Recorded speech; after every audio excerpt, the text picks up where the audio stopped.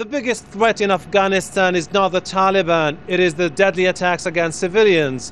This is according to President Karzai, who is saying that when he goes to the London conference, he will make it clear to the international community that if they are to win the hearts and minds of the Afghan people and defeat the Taliban in the future, they have to stop searching the houses of the Afghan people and they have to stop killing Afghan people.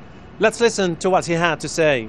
The international community will not achieve in Afghanistan the objectives unless the Afghan people support them.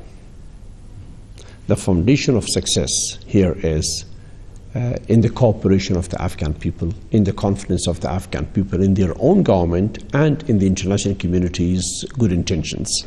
Are you going to ask for more cash and weapons? No, we're not going to ask for more cash. We're going to ask the international community to end nighttime raids on Afghan homes.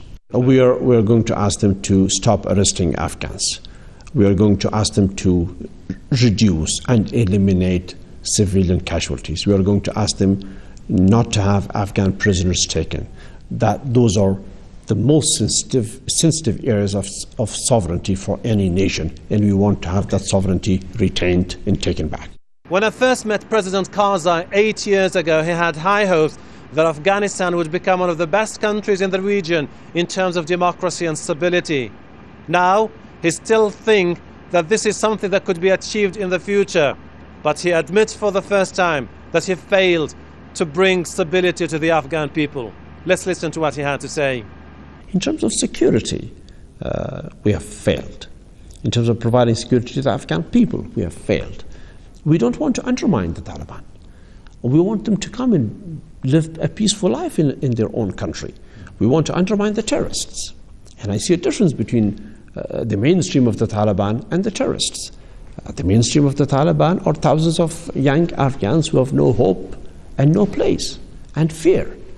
And we must bring them back to a hope and a place and remove the fear. That's what I want NATO countries to understand with us, that the war on terror is not in the Afghan villages. It's not in the pursuit of every man that's wearing a turban and has a beard. Rebuked by the international community for failing to deliver on his promises to clamp down on corruption, stem the rise of the Taliban, come up with a very strong and effective government, President Karzai knows that this time he will be left with a 5-year term, and if he fails this time to deliver again on his promises, that could be the end of his political career. Hashem Ahelbarra, Al Jazeera, Kabul.